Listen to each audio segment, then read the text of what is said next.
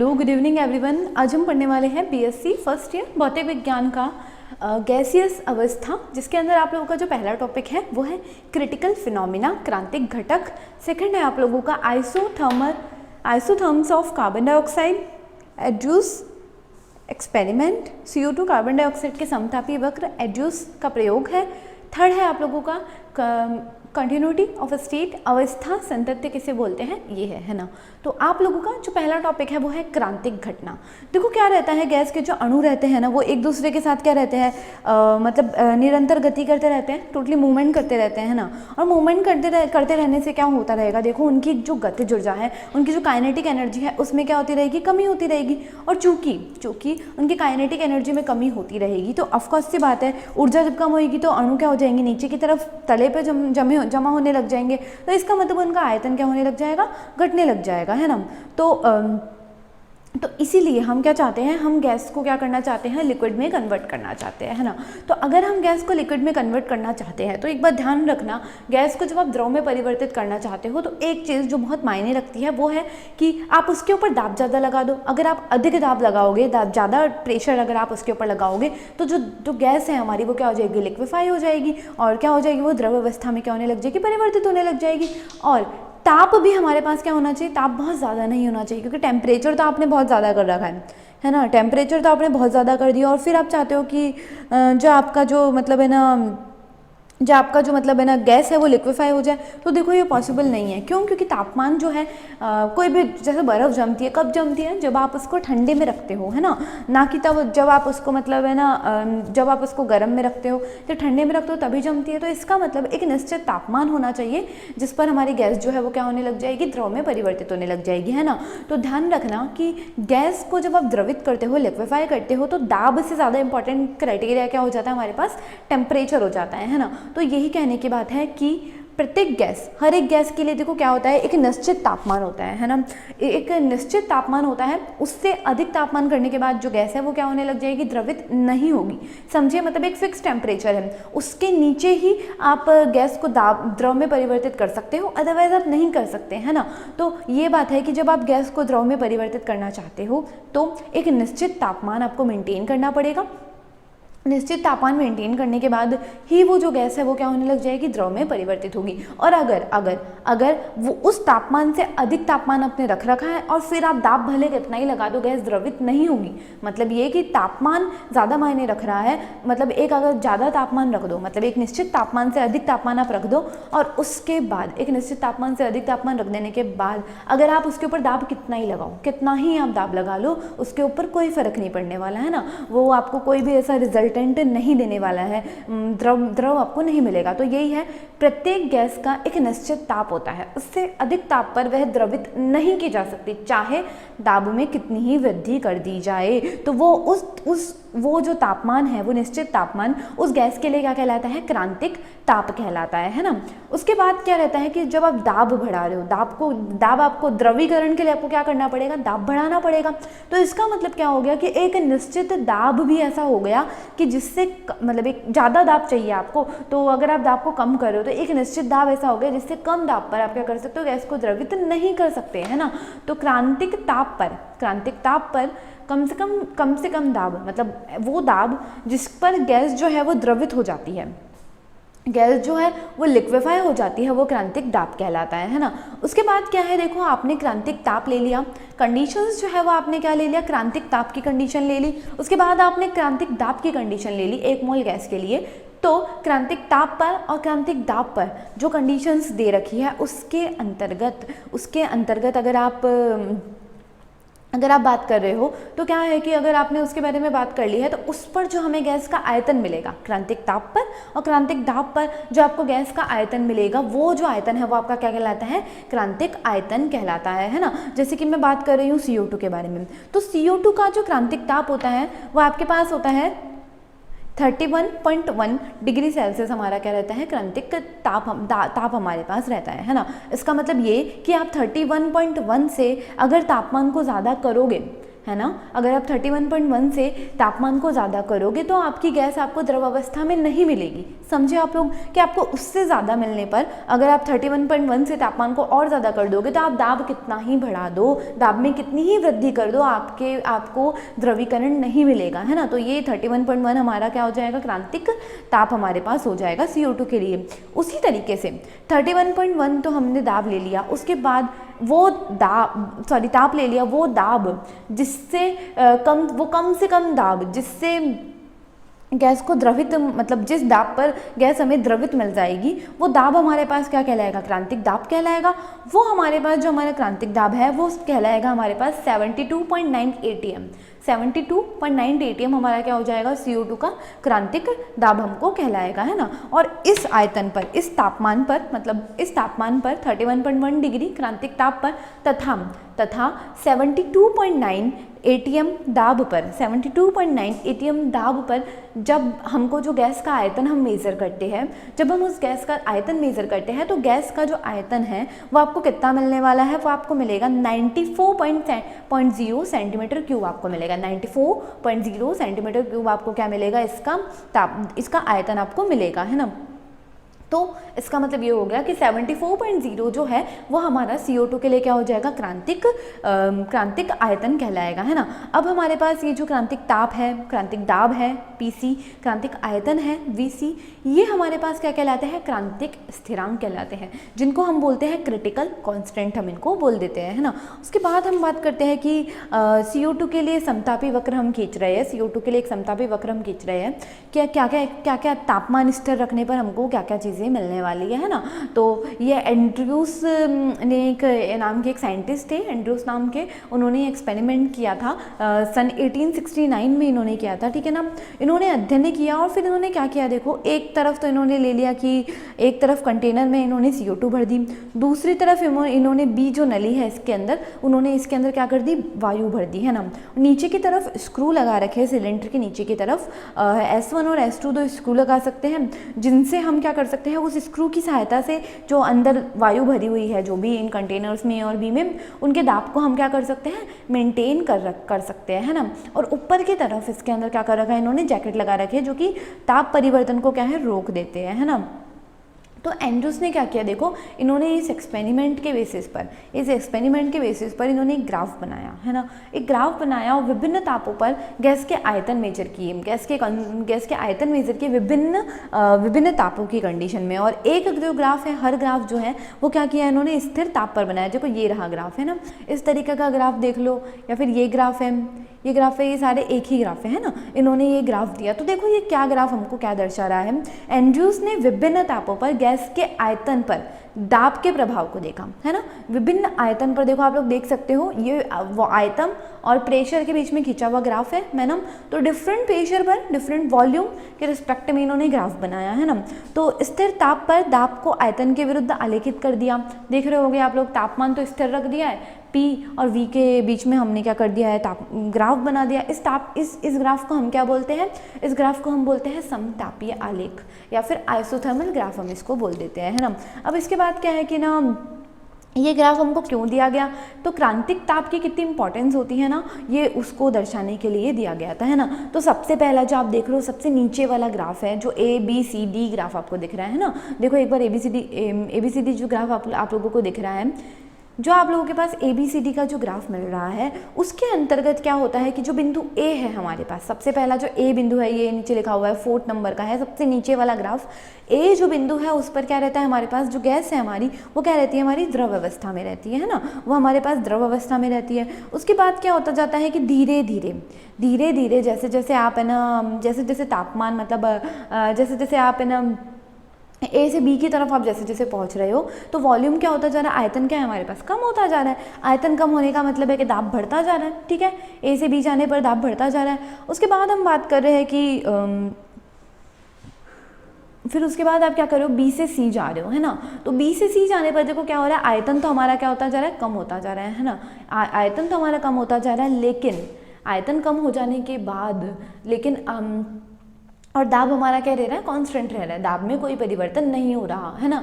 तो हमारी जो बी अवस्था है ना वो तो क्या हो रहा है, देखो ए अवस्था तो हमारी बहुत ज़्यादा द्रवित थी है ना, मतलब सॉरी ए अवस्था तो थी, ए पॉइंट हो जब वो हमारा गैस फॉर्म था, धीरे धीरे आयतन कम हो गया, तो बी से हमको क्या हो गया, लिक्विफिकेशन प्रारंभ हो गया, द्रवण प्रारंभ हो गया बी से, और सी पर आते आते पूर्णतः द्रवित अवस्था हमको मिल चुकी है ना। इसका मतलब ये कि बी और सी के मध्य का जो एरिया है ना, बी और सी के मध्य का जो एरिया है वो हमारा क्या है, द्रव भी है, और वो हमारा क्या है, हमारे पास हमारी गैस भी है ना। और फिर उसके बाद ना तो मतलब गैस भी है और द्रव भी है, और सी पॉइंट है वहाँ पे आपको टोटल द्रव मिलेगा। उसके बाद सी से जब आप डी की तरफ जा रहे हो, देखो लिक्विड लिखा हुआ है, सी से डी की तरफ जा रहे हैं तो है ना, तो सी से डी की तरफ जाने पर आपको क्या मिल रहा है, तापमान मतलब दाब जो आयतन है वो थोड़ा और कम होता हुआ मिल जाएगा, दाब बहुत बढ़ता हुआ मिल जाएगा। इसका मतलब जो डी पॉइंट है वो टोटल के टोटल आपको क्या दर्शा रहा है, द्रव के बारे में दर्शा रहा है। ये 13.1 डिग्री पर एक ग्राफ खींचा है, 13 डिग्री ग्राफ में लिखा हुआ है। उसके बाद अब थर्ड वाला जो ग्राफ है आपका, जो आपको इसके ऊपर मिल रहा है, जी वाला जो ग्राफ दिख रहा है ना, ये जी से लेके सी तक का जो ग्राफ मिल रहा है, ये आपको क्या मिल रहा है, देखो ये वाला जो ग्राफ है ये 21.5 डिग्री पर लिखा हुआ है ना, और इसमें जो ये लिक्विड और वेपर जो एरिया है ना, आपको एक डोम शेप दिख रहा होगा है ना, इसके बीच में क्या है, आपको लिक्विड भी मिल रही है और आपको क्या मिल रही है, एक वेपर भी आपको मिल रही है ना। तो इस ताप पर क्या हो रहा है, देखो स्टार्टिंग में तो ठीक है गैस है, फिर धीरे धीरे तापमान बढ़ता जा रहा है और फिर क्या होता जा रहा है, लिक्विड आपको मिल रहा है ना। उसके बाद देखो हम 31.0 पे पहुँच गए, 31.1 डिग्री पे जब हम पहुंचे हैं तो देखो बीच में आपको लिक्विड और वेपर मिल रही है ना, और एक एफ बिंदु ऐसा मिला है जहां पर आपको क्या मिल रही है, लिक्विड और वेपर मतलब दोनों मिल रही है। उसके बाद क्या हो रहा है, देखो उससे और ज़्यादा बढ़ाने पर आपको क्या मिल रही है, द्रव अवस्था मिल रही है, सी पर जी जहाँ जा रहा है वहाँ पर आपको द्रव मिल रही है ना। तो ये इस तरीके से ग्राफ खींचे, लेकिन आप लोग 31.1 के बाद वाले जितने भी ग्राफ देखोगे ना, उसके अंदर गैस का द्रवण संभव नहीं है ना। 31 के ऊपर जितने भी, जैसे 48.0 दे रखा है ग्राफ में, तो उसमें क्या है, गैस का द्रवण संभव नहीं है। इसका मतलब जो गैस है ना हमारी, वो द्रव अवस्था में परिवर्तित नहीं होती है ना, यही चीज़ें बता रखी है।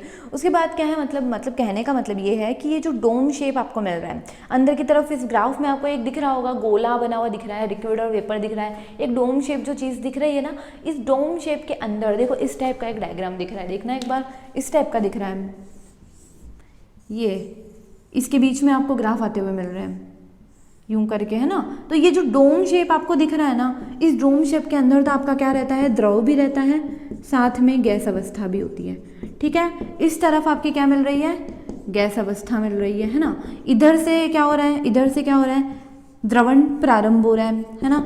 इधर आते आते पूर्णतः द्रवण है, और इधर इसके बीच का जो ये जितना एरिया है ना, ये द्रव और गैस दोनों को दर्शा रहा है ना। उसके बाद 31.1 आपको यहाँ मिल रहा है, ठीक है ना। इसका मतलब यहाँ पर तक तो आपको क्या मिल रहा है, द्रवण मिल रहा है, लेकिन यहाँ से जाके ऊपर एक ग्राफ है 48.0 का, यहाँ पर आपको लिक्विफिकेशन ऑफ गैस नहीं मिलता। मतलब क्या हो गया, ये CO2 के लिए ग्राफ खींचा है, मतलब ये कि 31.1 से अधिक ताप पर हमको गैस जो है वो लिक्विड फॉर्म में नहीं मिल रही है ना। इसका मतलब ये हमारा क्या हो गया, CO2 के लिए क्रांतिक ताप हमारे पास हो गया, ये हमारा क्रांतिक ताप हो गया, ये हमारा इससे ऊपर के तापों पर हमें नहीं मिलेगा, तो ये हमारा क्रांतिक ताप हो गया, और इस ताप पर यहाँ पर जो हमें दाब मिलेगा वो हमारा क्या हो जाएगा, क्रांतिक दाब हमारे पास हो जाएगा, है ना। तो समझे आप लोग कि क्या हो रहा है, यहाँ से गैस थी, आयतन बहुत ज़्यादा था, धीरे धीरे आयतन कम होता गया, ठीक है। फिर यहाँ से द्रव बनना प्रारंभ हो गया, द्रव से यहाँ पूर्णतः द्रव बन गया, ये एरिया द्रव और गैस दोनों का बन गया। यहाँ से लेके यहाँ तक जाने पर आपको क्या हो गया, और ज़्यादा द्रवण हो गया, टोटल द्रव अवस्था मिल गई। फिर तापमान बढ़ते हुए आपने एक और ग्राफ खींचा है, ये इस तरीके से एक और ग्राफ मिल गया, उसमें भी सेम चीज़ हो रही है जो इसमें हो रही है। फिर ये 31.1 एक उच्चतम तापमान है जिसके बाद आपको द्रवण नहीं मिलेगा, है ना। 31.1 पर तो आपको क्या मिल रहा है, द्रवण मिल रहा है, द्रव्य अवस्था मिल रही है, लेकिन इससे ऊपर के तापमानों पर आपको क्या मिल रही है, द्रव अवस्था क्या है, नहीं मिल रही है ना। इसके बारे में हमने बात की। उसके बाद देखो क्या हो रहा है, तो आप लोग समझ गए होंगे कि ना, ये ग्राफ से आपको पता लग गया कि क्रिटिकल ये ताप कितना इंपॉर्टेंट चीज़ है ना। उसके बाद हम बात करते हैं कंटिन्यूटी ऑफ स्टेट के बारे में। हम बात कर रहे हैं कि भाई कंटिन्यूटी ऑफ स्टेट क्या होती है ना। देखो आप लोगों ने ना एक चीज़ देखी होगी कि इसके अंदर कि वो जो डोम शेप अभी मैंने आपको बताया था, उस पर क्या हो रहा है, उस पर ये हो रहा है कि जो गैस है ना आपकी, वो मतलब है ना, आपको ना आप उसमें आइडेंटिफाई नहीं कर पा रहे हो कि कहाँ पर आपने, देखो ये डोम शेप है ना, ये डोम शेप है, क्या आप इसमें आइडेंटिफाई कर सकते हो कि कौन सी स्टेज पे आपका गैस द्रव में परिवर्तित हो गया, द्रवण यहाँ से प्रारंभ हुआ, लेकिन फिर भी गैस तो थी, तो आप आइडेंटिफाई नहीं कर सकते कौन सी पॉइंट से आपका गैस जो है वो द्रव में परिवर्तित हो गई। तो यही बात चल रही है कि गैस प्रावस्था कब प्रारंभ हुई, कब और कब द्रव अवस्था प्रारंभ होना शुरू हो गया, गैस कब खत्म हुई और कब है ना द्रव अवस्था प्रारंभ हो गया, ये आप है ना पता ही नहीं लगा पा रहे हो, है ना। इसका मतलब क्या हुआ, इसका मतलब ये हुआ कि गैस का द्रव में परिवर्तन क्या हो रहा है हमारे पास, गैस का द्रव में परिवर्तन जो है वो एक धीरे धीरे चलने वाला प्रोसेस है, एक सतत प्रोसेस है, धीरे धीरे चलने वाला प्रोसेस है, सतत प्रोसेस है ना। तो इस प्रकार के जो प्रोसेस होते हैं ना उनको ही हम बोलते हैं अवस्था सातत्य या फिर कंटिन्यूटी ऑफ स्टेट हम उसको बोल देते हैं, है ना। उसके बाद देखो क्या है कि और अवस्था असतत की कंडीशन बोल दे, मतलब नॉन कंटिन्यूटी ऑफ स्टेट बोल दे आप, तो उसके अंदर क्या रहेगा हमारे पास कि हम ना यहाँ पर तो हम आइडेंटिफाई कर ही नहीं पा रहे कौन सा गैस है और कौन सा द्रव्य है ना, हम ये आइडेंटिफाई नहीं कर पा रहे। लेकिन ये कि आपको अगर पता लगाना है कि भाई कौन सा आपके पास वो है और कौन सा नहीं है ना, कौन सा आपके पास द्रव है मतलब और कौन सा नहीं है, तो मतलब कब आपकी अवस्था चेंज नहीं हो पा रही है, ये अगर आप पता लगाने लग जाओ, अगर आप पता लगा पाओ कि आप कौन सी कंडीशन में आपका गैस खत्म हो गई और कौन सी अवस्था में अगर आपकी द्रव शुरू हो गया, अगर आप पता लगा पाओ तो उसको बोलते हैं अवस्था असंतत्य, मतलब कंटिन्यूस नहीं है, असतत है प्रोसेस। मतलब ये कि एक मतलब ये कि यहाँ तक तो जैसे आप ये देखो, ये रहा, यहाँ तक तो गैस चलती आ रही थी, है ना, और एकदम से ये क्या हो गया, द्रव में परिवर्तित हो गई। मतलब फॉर एग्जाम्पल है ना, ये देखो, ये एकदम यहाँ तो गैस चलती आ रही थी, है ना, फिर उसके बाद क्या हो गया, एकदम से जाके एक पॉइंट के बाद ये द्रव बन गई। तो आप एक फिक्स पॉइंट मिल गया ना, आपको एक फिक्स पॉइंट मिल गया जहाँ पे आपको पता लग रहा है कि कब गैस द्रव में परिवर्तित हुई। मतलब भाई यहाँ तो गैस थी और यहाँ पे आते लिक्विड हो गई, मतलब इस पॉइंट पर क्या हो रहा है, गैस लिक्विड में परिवर्तित हो गई। तो ये हो गया हमारे पास नॉन कंटिन्यूटी।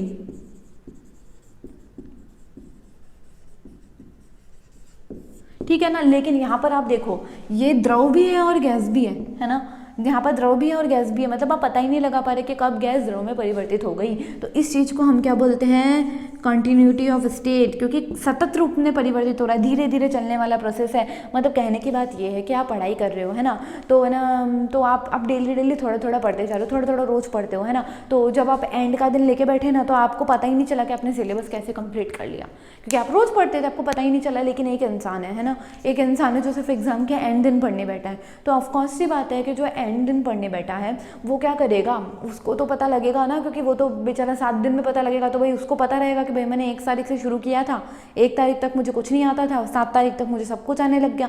तो वो एक डिफरेंशिएट रहेगा, क्योंकि उसका प्रोसेस असतत था, उसने तो कभी किया ही नहीं, वो तो पढ़ता ही नहीं था और एकदम से जाके पढ़ाई में कूद पड़ा, तो असतत हो गया। लेकिन कंटिन्यूसली आप रोज पढ़ रहे हो तो आपको पता नहीं लगेगा, रोज 1-1, 2-2 घंटे पढ़ते जाओगे तो आपको पता नहीं लगेगा कि आपने कब पूरी पढ़ाई कर ली। तो यही चीज़ है, इसको बोलते हैं हम